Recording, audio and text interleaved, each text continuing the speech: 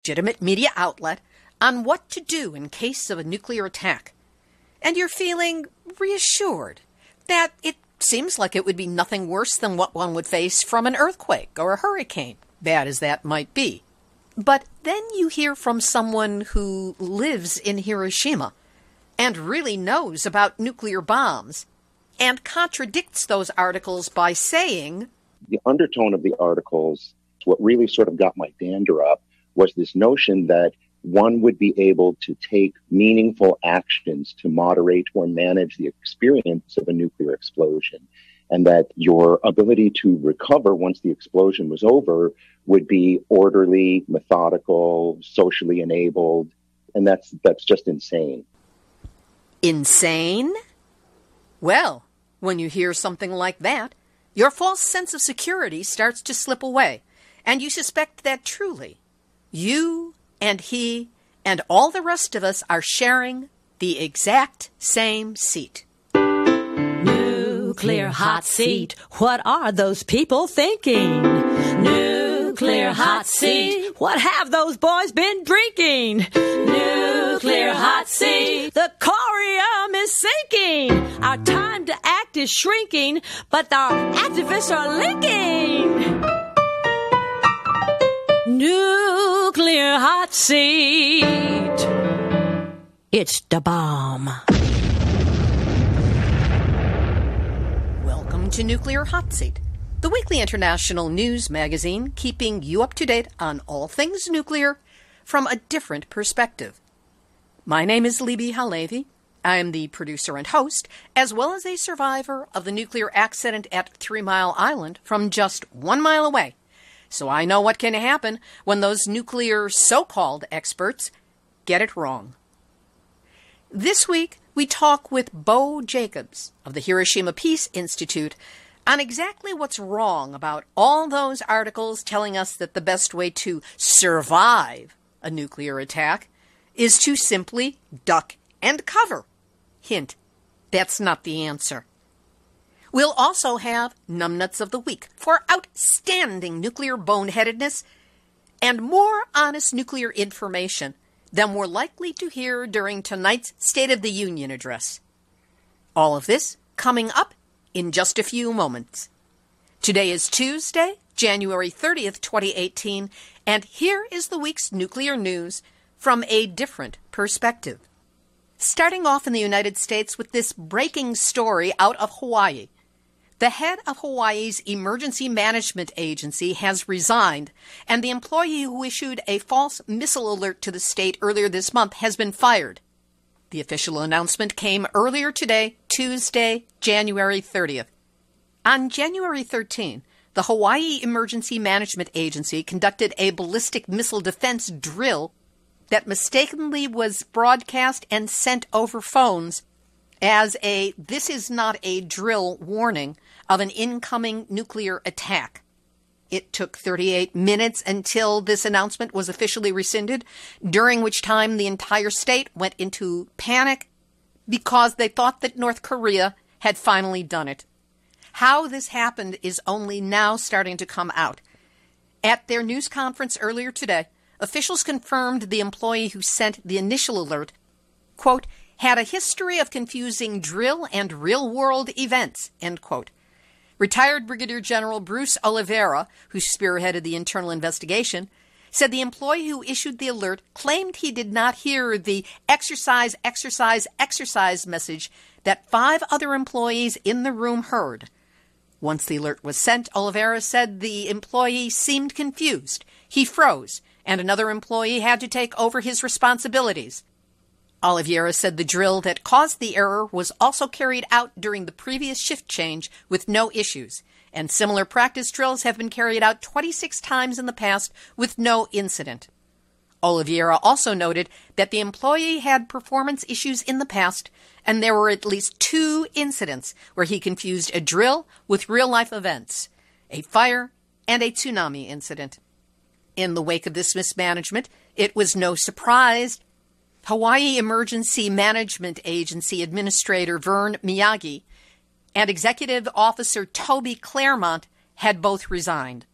And in a possibly related story, Hawaiian Lieutenant Governor Shan Tsutsui will officially resign his role tomorrow, Wednesday, January 31st, 3 days after announcing he'd be leaving for the private sector.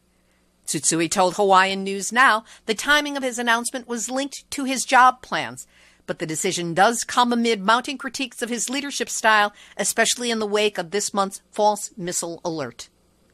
Thanks to Nuclear Hot Seat Hawaiian listener Malia Schlesser for her heads up about these latest developments in the story. The Hanford site in southeastern Washington state continues to make news. To recap, on January 18, we learned that 100 workers were being moved out of the trailer village of offices at the Hanford Nuclear Reservation near the plutonium finishing plant. This followed the discovery in December of a spread of radioactive particles in the area. And while officials have stated that the, quote, overwhelming presence of naturally occurring radon in the trailer village offices was causing the problem, that's what an official memo said, any detection of radiation is treated as if it is a potential spread of radioactive particles from the open-air demolition of the plutonium finishing plant.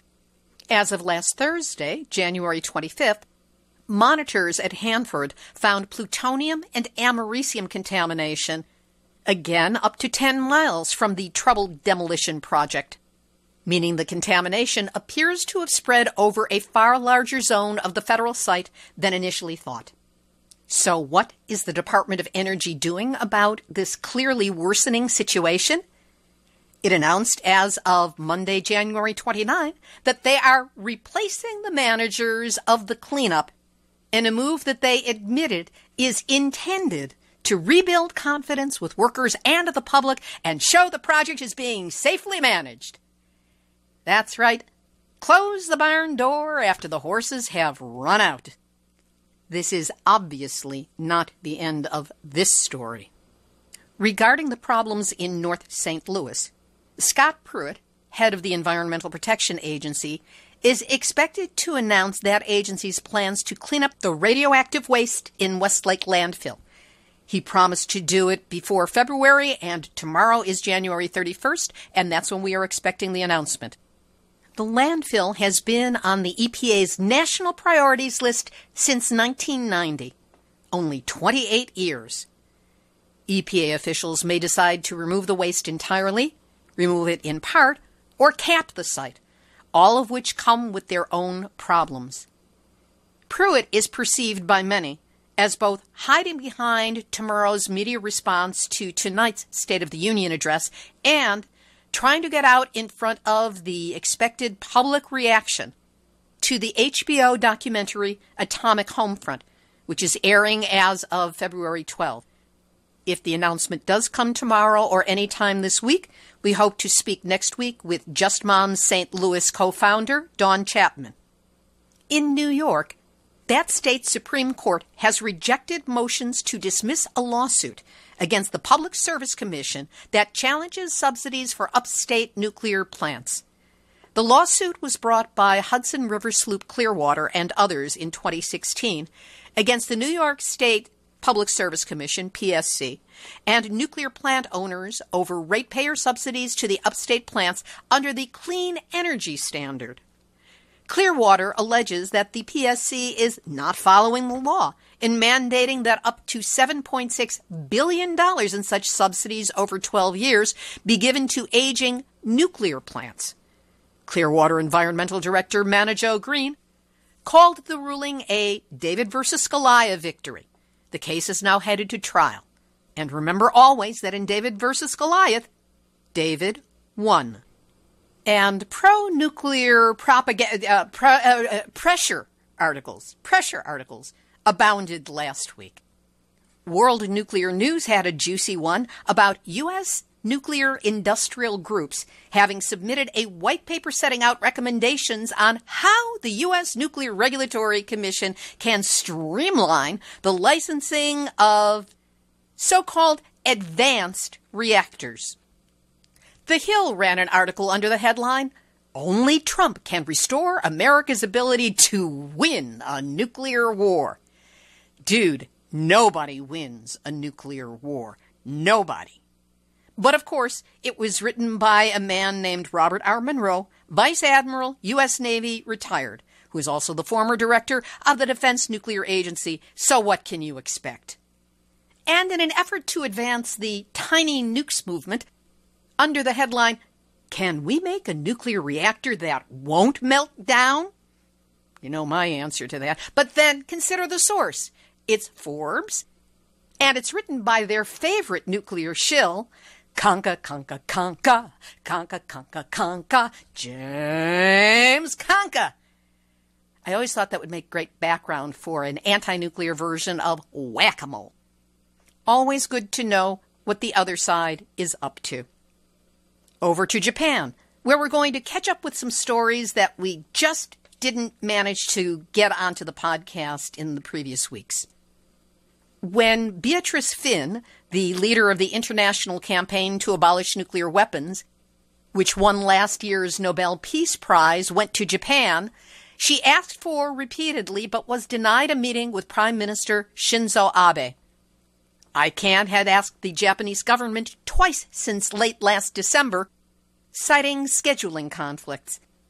Besides, what militaristic, right-wing, warmongering head of a country in his right mind would want to talk with an internationally lauded Nobel Peace Prize winner whose organization is comprised of a coalition of NGOs that involves about 470 groups from more than 100 countries? Nah, nothing to look at here, Shinzo Abe, baby. Just move along. Nuclear-news.net came up with a very interesting catch. This comes from a Mainichi news story on airborne radiation levels near Fukushima Daiichi, which remain quite elevated. But what was noticed about the reported story is the assertion within it that the government set radiation exposure levels at 1 millisievert a year after the accident. But in fact, the government of Japan set the radiation level after the accident at 20 millisieverts a year, not 1. So the question comes up, was this a simple error involved in the reporting? Or is it an attempt to revise history and start rewriting it? No word if there has been a correction posted by Mainichi.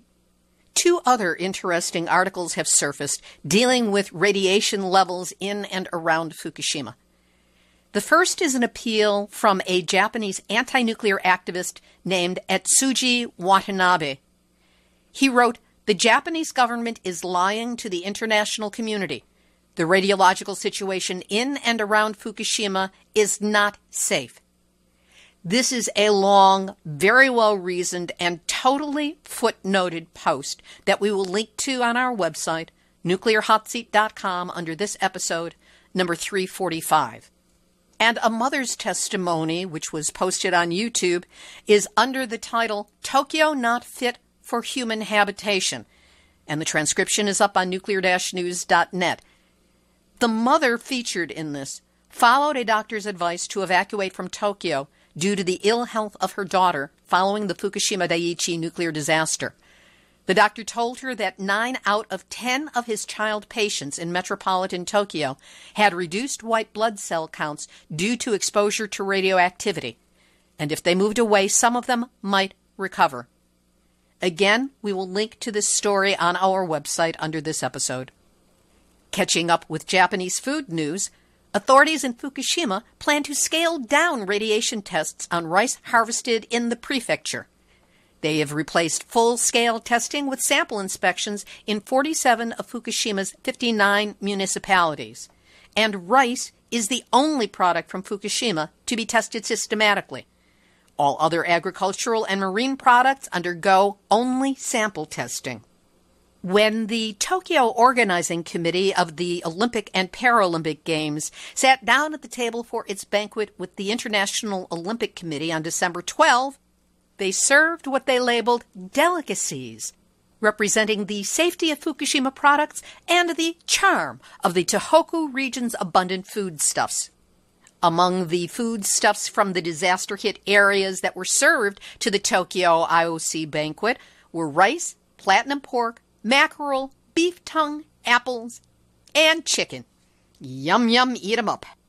And Japan has announced that it is planning to encourage its Asian neighbor countries to lift their import restrictions and their radiation contamination tests so that they can buy anew Eastern Japan's agricultural and marine products. Fortunately, thus far, none of those other countries are buying it. Internationally, responding to current events, the Bulletin of Atomic Scientists has moved the doomsday clock the closest to midnight since the Cold War. 30 seconds closer than last year, meaning it's only 2 minutes to what they see as the metaphorical midnight, the symbolic point of annihilation for planet Earth and all life on it. In Wales, the Welsh government is launching a 12-week consultation to see if anywhere in Wales would volunteer to be the home of a nuclear waste disposal site. It would have to house the UK's most radioactive material, some of which won't be safe for 250,000 years. Any community that did volunteer would be paid £1 million a year during the selection process, rising to £2.5 million a year once the test boreholes were drilled. There would be long-term payments as well, with construction and operation of an underground facility lasting 150 years before it's left buried between 200 and 1,000 meters below the surface. This is legacy waste, mostly from now-closed nuclear power stations such as Wyfla in Ainsley and something I can't pronounce in someplace I can't pronounce. Both the Welsh government and the UK government are looking for a volunteer community. As our friends in the Welsh Anti-Nuclear Alliance would say, hell no, not here. And if you need a good example of why transporting nuclear waste is not a good idea, here's Nuclear Hot Seat, Nuclear Hot Seat, Nuclear Hot Seat, numbnuts of the week. This story proves exactly how numbnuts is the problem of transporting nuclear waste. In India, on January 17, a multi-axle vehicle, which was going towards the village of Kaiga to pick up nuclear waste for disposal, met with, oops, an accident. The trailer of the vehicle, which was loaded with a transport flask, they call them instead of cask, a flask, separated and turned upside down. While the Nuclear Power Corporation of India clarified that the flask was empty and there was no nuclear leakage, this is the second such accident involving vehicles meant for transporting nuclear waste in the past 3 months. In October last year, one such vehicle on the same road fell into a gorge. The vehicle that met with the accident on Wednesday, the 17th, had warning stickers to indicate that it was carrying radioactive material. A lot of good that would do. An alert was sounded, and vehicular traffic was disrupted. Senior officials of Nuclear Power Corporation in Kaiga admitted that the lorry, the truck, was going to Kaiga to bring out the spent nuclear fuel rods. If the accident had happened while the truck was going in the other direction, it would have been truly mobile Chernobyl. And that's why anybody who thinks about transporting nuclear waste over distances, certainly by truck, is this week's Nuclear Hot Seat, numbnuts of the week. In Sweden, that country's environmental court, imagine that, they have an environmental court, says no to the power industry's nuclear waste company SKB's license application for a final repository for spent nuclear fuel in Forsmark. This is seen as a huge triumph for safety and environment and for the Swedish NGO Office for Nuclear Waste Review, the Swedish Society for Nature Conservation, and critical scientists who have been presenting risks of the malfunction of the selected method. Now it is up to the Swedish government to make the final decision, and it is predicted that their leadership will prove to be sane. And even though it's over 30 years since the 1986 Chernobyl nuclear disaster, radiation levels of more than 39,000 becquerels per kilo have been found in Swedish boar meat. That's 26 times the safety limit. We'll have this week's featured interview in just a moment. But first, I know that you care about getting honest, verifiable nuclear news. Otherwise, you wouldn't be listening to this show. That's what we set out to provide at Nuclear Hot Seat every week. Verifiable nuclear information that's been sourced, checked, and footnoted, plus interviews with people who are genuine experts on various aspects of the nuclear industry that the nuclear industry would prefer they and we not know. In order to do this, we incur costs. And that's why I'm reaching out to you for your help. Without your support, Nuclear Hot Seat would not be able to continue.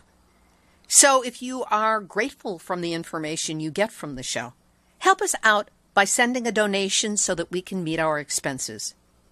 You can make it a one-time donation of any size or set up a monthly sustaining donation by going to nuclearhotseat.com and clicking on the big red donate button. For those of you on a budget, and boy, I know what that's about, we've set up an easy, inexpensive way for you to help us out on an ongoing basis. You can buy Nuclear Hot Seat a monthly cup o' coffee, meaning send the show a monthly $5, which is just the equivalent of a cup of coffee and a nice tip to the barista. Trust me, it'll all be going into the show, not to any overpriced coffee. You can set up that monthly $5 easily by going to the website and clicking on the big green donate button. That's nuclearhotseat.com. Please do what you can to help keep Nuclear Hot Seat going so you get to know what's really going on in the nuclear world. Know that whatever you can do to help, I am deeply grateful that you're listening and that you care.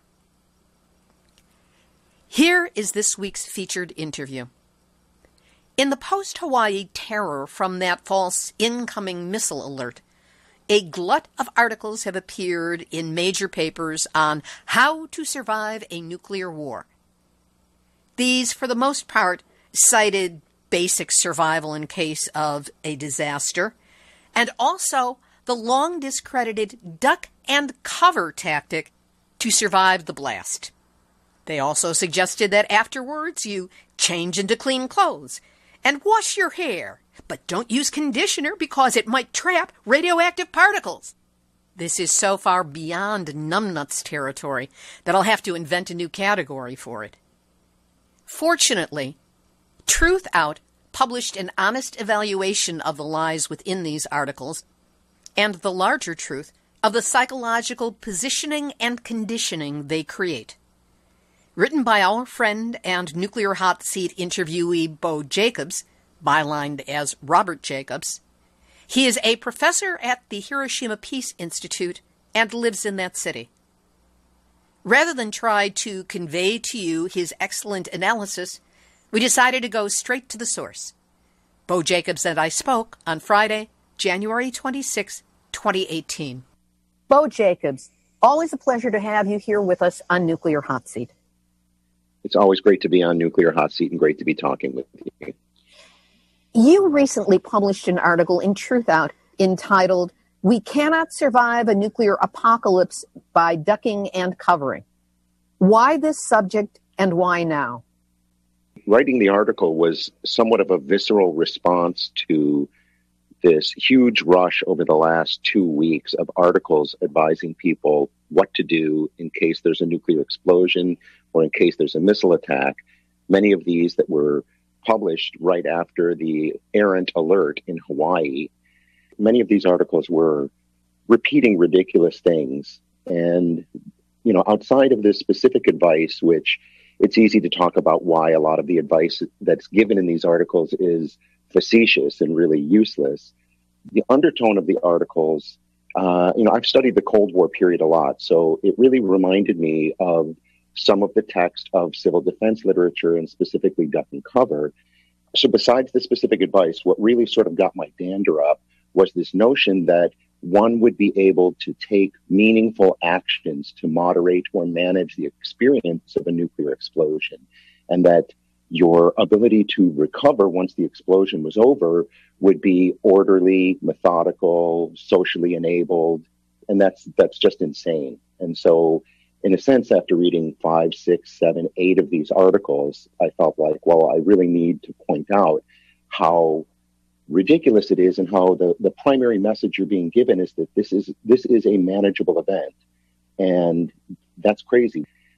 One of the effects of these articles and all of this discourse is that it functions to normalize the use of nuclear weapons, to make people feel like if nuclear weapons are used, this will be okay. This is something that I can react to. I can take steps to make myself safe, and recovery will be a matter of education and training. If I know what to do, then things will work out well for me.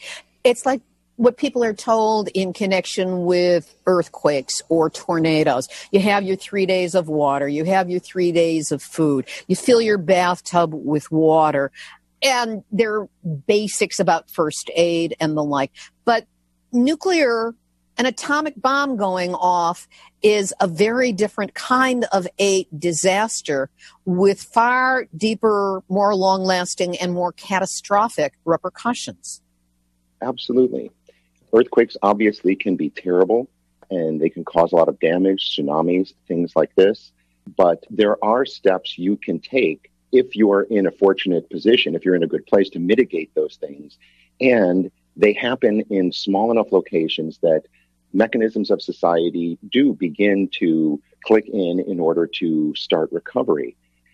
With nuclear war and with nuclear detonations, it's far more problematic than that. It's not the same as preparing for a natural disaster, which is the way it was construed in most of the American civil defense literature in the 50s, that it was like preparing for a tornado or it was like preparing for an earthquake. It's entirely of a different magnitude. And the consequences afterwards, being in a radiologically contaminated environment, are not the same as recovering from the simple physical destruction of an earthquake or tornado. One of the articles that I saw that truly shocked me was in the Washington Post, of all places, which I think would know better. It was entitled How to Prepare for a Nuclear Attack. And they cited a woman who is with the University of Illinois Chicago School of Public Health.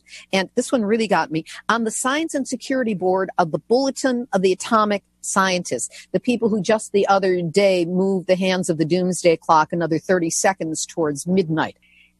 How can it be that people in positions of authority who you think would know better would spout things such as, and this is a quote from the article, I would honestly say that duck and cover response from the Cold War era is really the best protection that we as individuals would have after a nuclear bomb or improvised nuclear device is detonated. How can they even believe that? I'm not sure exactly who was being quoted there, but people who are in the business of public health do have these management models, these risk assessment and management models. And so it's the discourse that surrounds this kind of thing. That kind of statement is just seriously ridiculous. It takes somebody who really has, in a sense, who really wants to confront the situation to say, no, duck and cover things are futile. These kinds of behaviors are first of all, not anything that most people could accomplish in an effective way. They're not going to assist you, except in very rare situations will it actually make a measurable difference. I saw an astonishing array of people being publicly interviewed and offering advice, people who certainly all should know better. So I can't explain it, but this is the reason that I became so upset and needed to write this article, because people in my own field who've studied civil defense were repeating talking points that I'm sure that they understand are insane. And of course, once these articles get embedded in the internet, anyone doing a search to find out can go there and be made to feel better based on false information. So give us a sense. You're with the Hiroshima Peace Institute. Give us a sense of what is known from the personal experience of the hibakusha, the survivors of the nuclear bombs on Hiroshima and Nagasaki. What it was like in the immediate aftermath of those bombs being dropped for the people.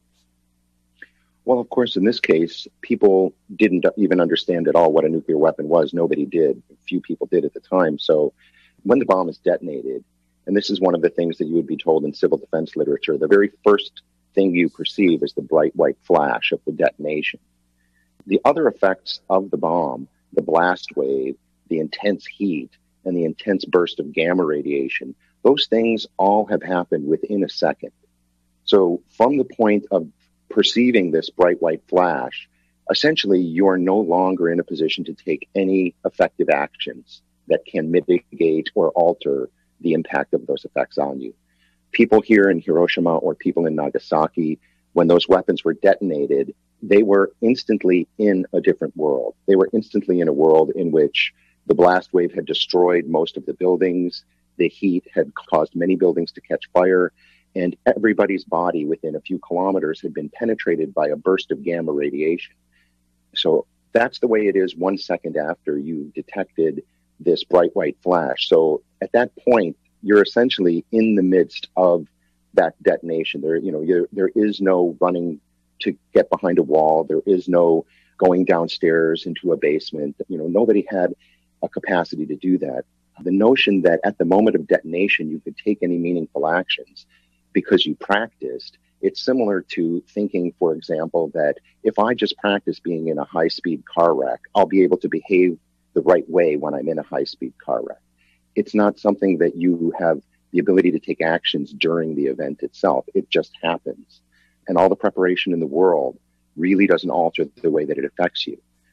Even if you think, for example, with the missile alert in Hawaii, if you want to take meaningful action, for example, to get behind a wall or to get inside a building, you would have to be prescient. You would have to be psychic enough to know where this bomb is going off.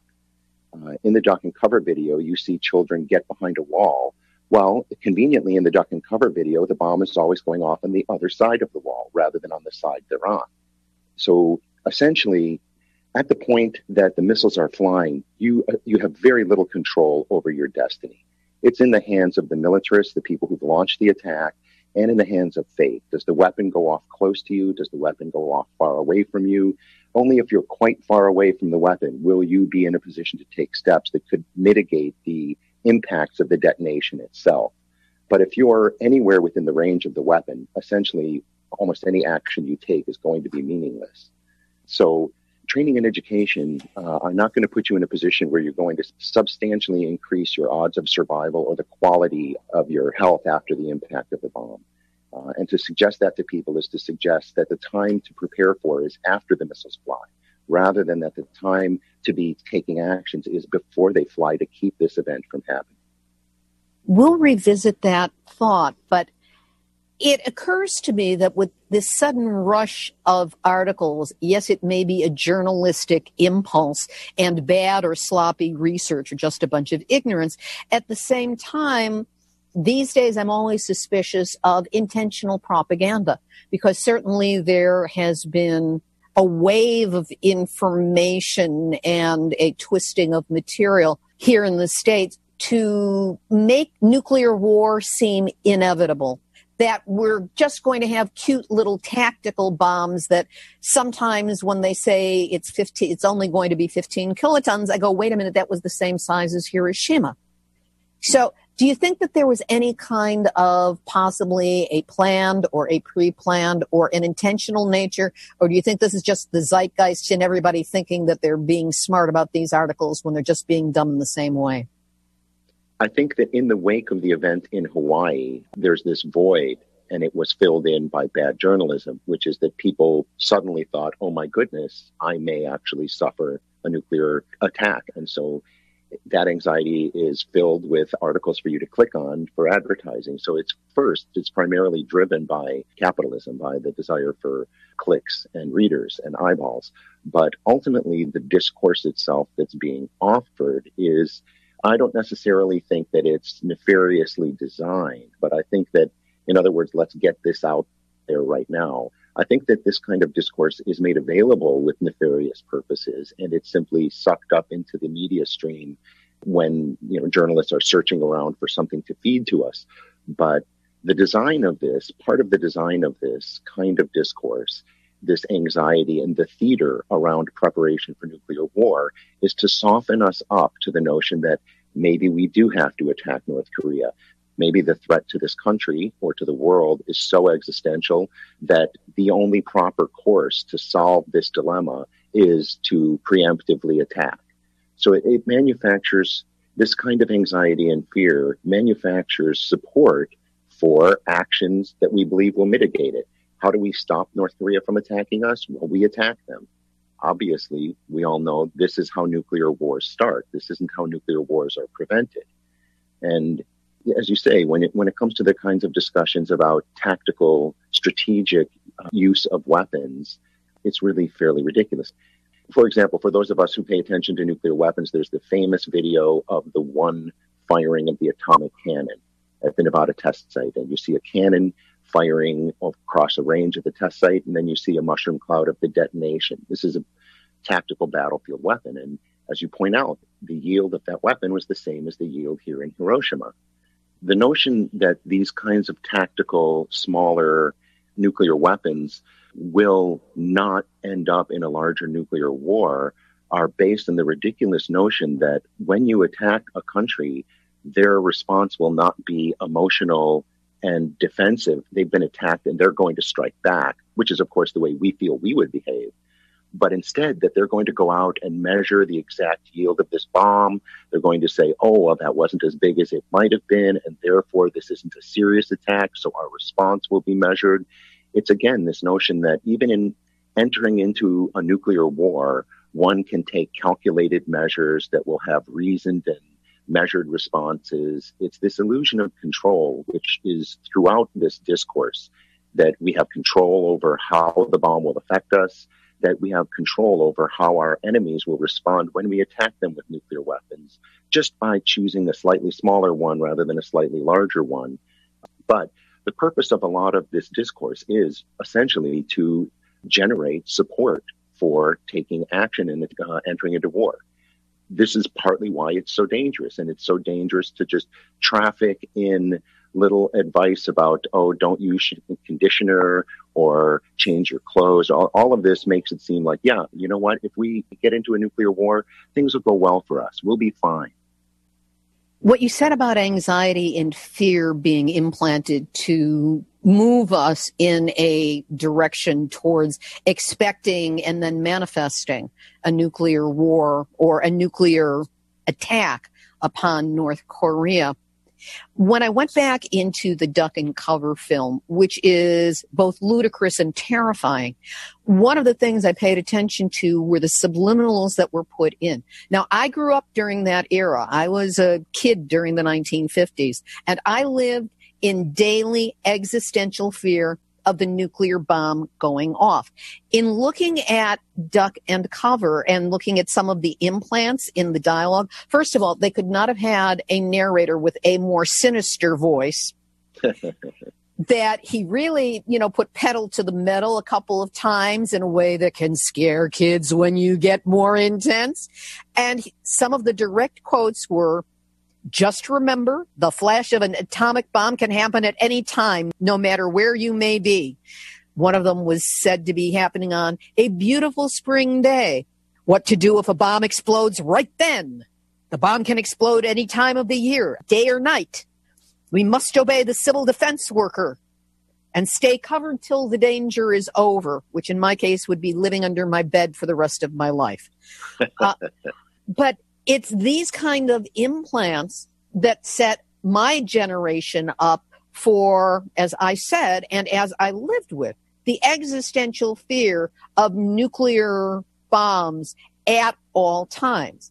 My fear is that somehow by what's going on now, with much more control over subliminals and more psychological understanding, the propaganda is going to keep rolling out, but now it's going to be a new generation, and it's going to put younger people today in the exact frame of mind so that, again, they are much more likely to go along with the thought of nuclear war.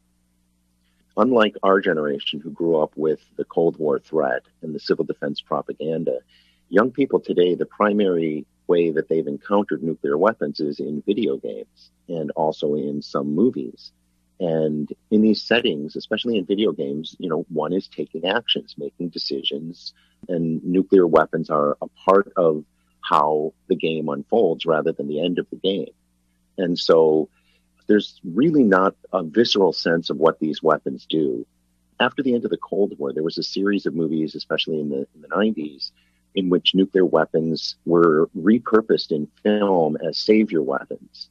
Weapons that will save the Earth from a comet, weapons that will stop an alien invasion.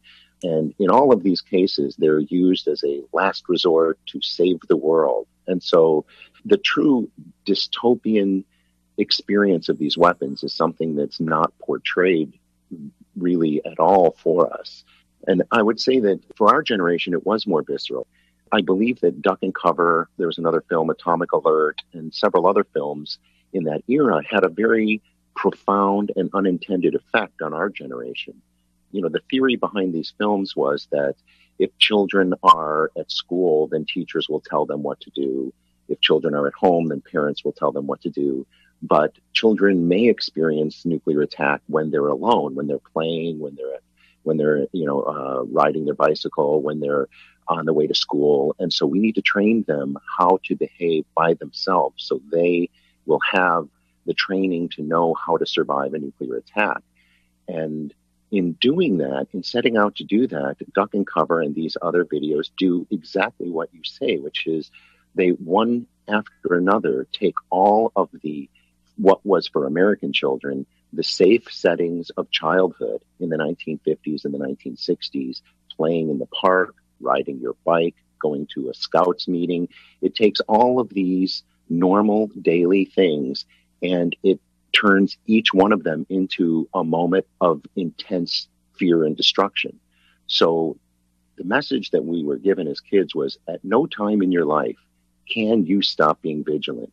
Can you relax? No matter how safe you feel, no matter how much fun and distraction in childhood you feel, that moment may be the moment of warfare. That moment may be the moment where you are on the front lines of a nuclear war. And the deeper underlying message was that at this moment, adults will not be there to help you. You will face nuclear weapons alone. And I believe that created, as you yourself put it, a very existential crisis in this generation of baby boomer kids who grew up under the threat of the Cold War. The notion was nuclear war could happen at any moment. You are never safe, and adults won't be there to help you when it happens. And so almost universally, people from this generation in writing memoirs, their memories of Duck and Cover and other atomic exercises like that is one of being down on the ground and coming to the conclusion that the adults are insane, that they're insane to think that this is going to help me, that this danger is an insane world that they've built. And I think it led to a lot of the generational alienation and conflict. Having a childhood in which you're essentially told the end of the world is near, you will be alone. It can happen at any moment. Yeah, you are never safe. You are never able to relax.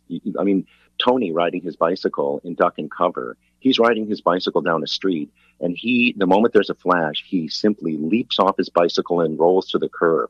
So every moment he's riding his bicycle, he is supposed to be ready to fly off his bicycle and jump behind a wall or a curb. That's not a way to have a childhood full of fun. It's never, ever safe is the message that was being given. And of course, truly, it was never safe while we were all under the threat of these weapons and while we remain under the threat of these weapons. Essentially, all of this is in preparation for the use of these weapons aggressively. It's really what it is in preparation for. It's not really in preparation for defensive reaction to these weapons, but rather normalize the aggressive use of these weapons. So given that there's really nothing that we can do once a bomb explodes, once nuclear bomb, atomic bomb, whatever you want to call it, has exploded, what can we do beforehand to prepare? What we can do beforehand to prepare is political action. We need to stop normalizing the possession and deployment of these weapons. So steps, for example, like the nuclear ban treaty, are the kind of organized activity that we need to engage in. we as Americans in our country, just like all of the other nuclear powers, our country refuses to participate in the treaty. We need to exert pressure on them to, first of all, participate in the treaty. But beyond that, we need to call into question the vast amount of spending that our government commits itself to in order to maintain this deployed nuclear weaponry. As you know, Obama began a program, over $1 trillion program of modernizing nuclear weapons, essentially repurposing and building new nuclear weapons, new deployment mechanisms, new delivery systems, new infrastructure for command and control. This is $1 trillion that we could get much more security from if it was to provide us with more stable lives in which people don't lose their homes, in which people are not bankrupt from medical bills. So we need to begin to pressure our government to move away from its reliance on nuclear weaponry because of these insane dangers, but also because of the fact that they do not actually provide us any security at all. So the things we can do really to prevent and to make ourselves safe are things we have to do long before these weapons are in the air on missiles. At that point, we have surrendered control. The illusion we're given from all of these articles that those are times in which we will have control, in which we can take meaningful action, that is ridiculous. At that moment, we are in the hands of people who have engaged in war. So all of the things we can do to protect ourselves from nuclear weapons have to be done long before these weapons are deployed and flying and in the air on their way to us. That is not a time in which we can take meaningful action anymore. That is a time in which we have surrendered ourselves. So we should not surrender ourselves before that happens. That's the time in which we can take meaningful action. And we need to move our governments, for example, in the United States, to move our government away from having these weapons on alert status so that it is not possible for somebody, in this case today, President Trump, to launch these weapons in 5 or 10 minutes. That makes everybody in the world less safe. For every country that has these weapons on alert status, we are less safe.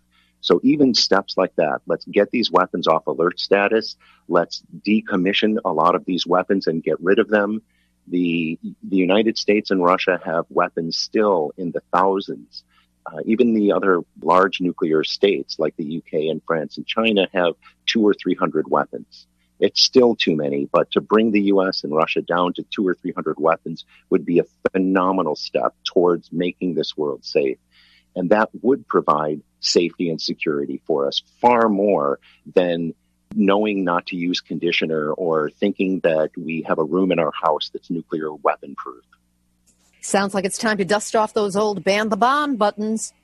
Political action is the only way out of this mess. We'll do what we can to support it, Bo. Well, you're doing that with this podcast, so keep getting the word out there, Libby. Dancing as fast as I can. Bo Jacobs, a.k.a. Robert Jacobs, when you write an article, it was so funny. I was reading this thing and going, have to interview this guy. I wonder how I can get to him. And then I realized it was you. I want to thank you again for being articulate, passionate, informed, and a really great guest to have here on Nuclear Hot Seat. Well, thank you very much. It's been my pleasure. Bo Jacobs of the Hiroshima Peace Institute. His article is entitled, "We Cannot Survive a Nuclear Attack by Ducking and Covering," and we will have a link up on our website, nuclearhotseat.com, under this episode, number 345. In case you missed it, we will once again post the original duck and cover film, so you will be able to see for yourself what we've been talking about. We will also have the video of that nuclear cannon that was used once in a test of a possible technical weapon. Of course, it was launched on Nevada. I hadn't ever seen this footage before Bo mentioned it, and it's quite illuminating. Activist shout out. A reminder that the film Atomic Homefront, which is about the activist struggle in North St. Louis against extraordinary forces, is going to be on HBO as of February 12th.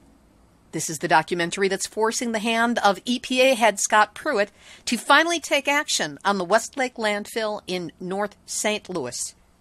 And we will have an interview with Dawn Chapman, founder of the Just Moms of North St. Louis and featured in the film as one of our interviews for next week's show.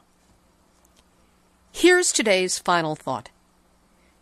With the emphasis these days by the government on quote-unquote tactical nuclear weapons, meaning smaller, cuter, ever so usable nuclear bombs, few people understand the actual impact of a nuclear detonation. Maybe not regular listeners to the show, but there are a lot of people out there who don't yet listen, and they're the ones I'm talking about. As you heard from Bo Jacobs, the wrong impression is being reinforced by all those articles parroting disaster prep guidelines and the old civil defense duck and cover film. Disinformation fueled by bad journalism, pro-nuclear propaganda, and flat-out ignorance is creating a populace that is seriously deluded about what a nuclear detonation would mean. No one who has seen pictures of Hiroshima in the immediate aftermath of the atomic bomb can possibly imagine that stashing 3 days of food and water and having a supply of money and small bills and change will have any impact on your surviving the fireball and intense radiation exposure that follows. Running to hide in your bathroom with a full tub of water will make no difference, because if you're in the detonation zone, neither the water, the bathtub, the building, or you will get through it. Instantaneous evaporation. You won't even know what hit you.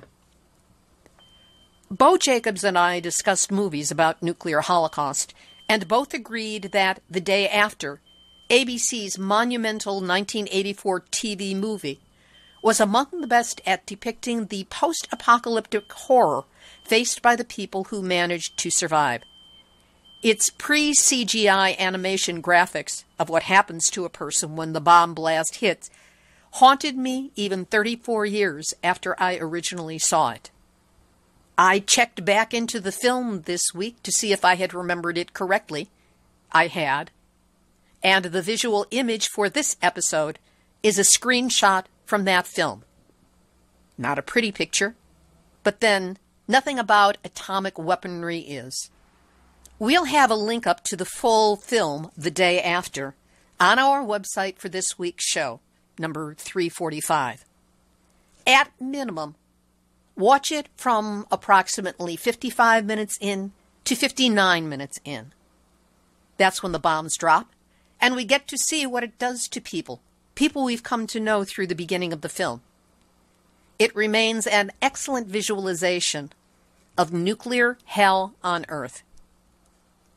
So how can such simplistic advice as duck and cover counteract the devastation of a nuclear blast? It can't.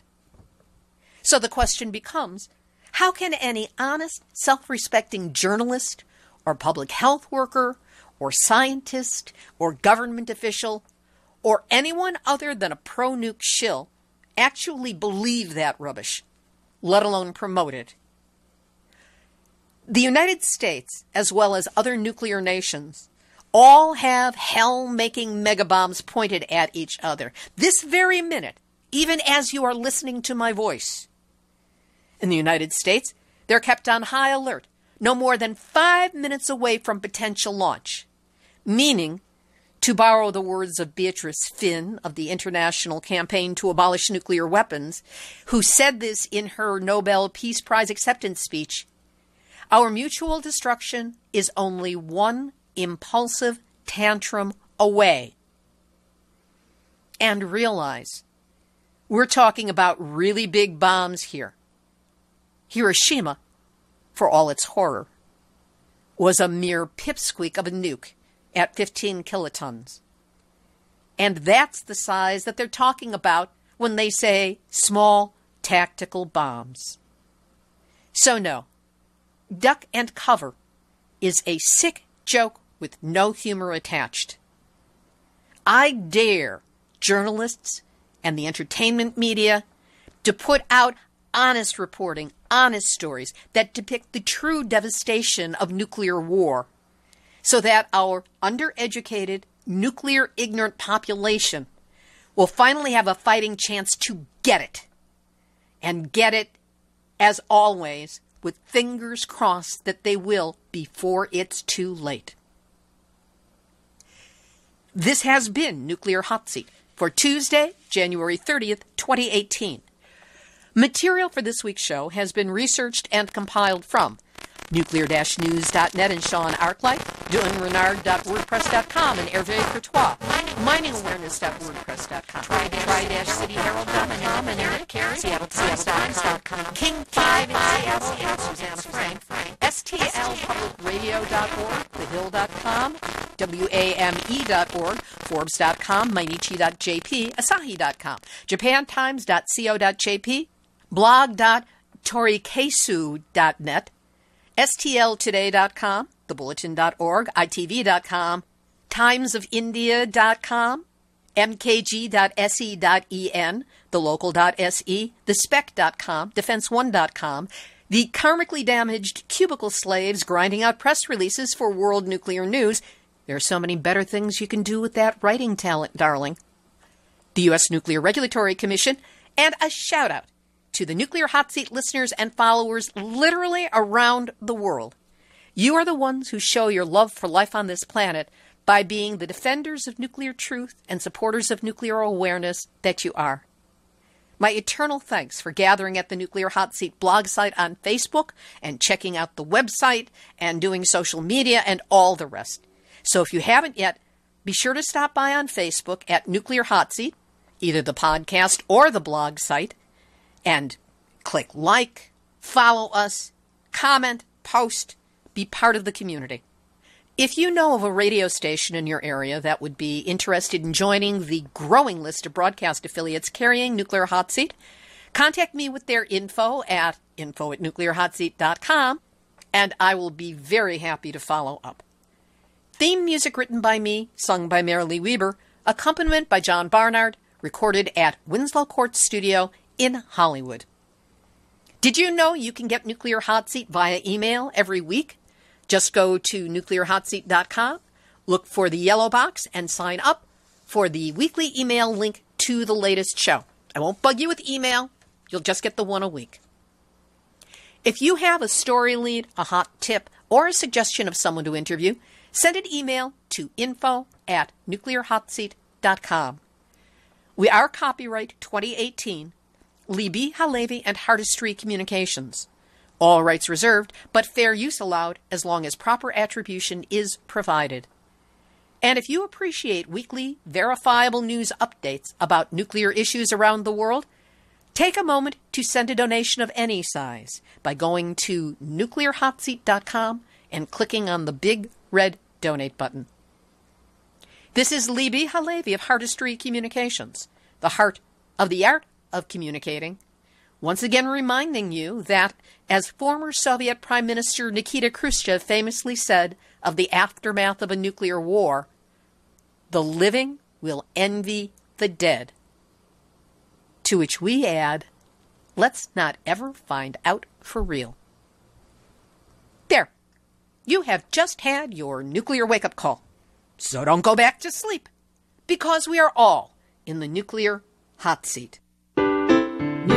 Nuclear hot seat, what are those people thinking?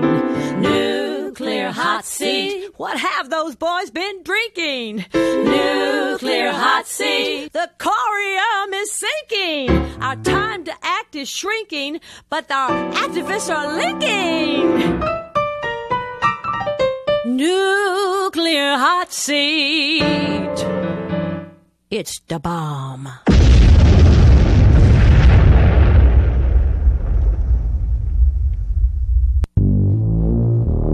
Question everything. Intelligent radio for intelligent people. UCY.tv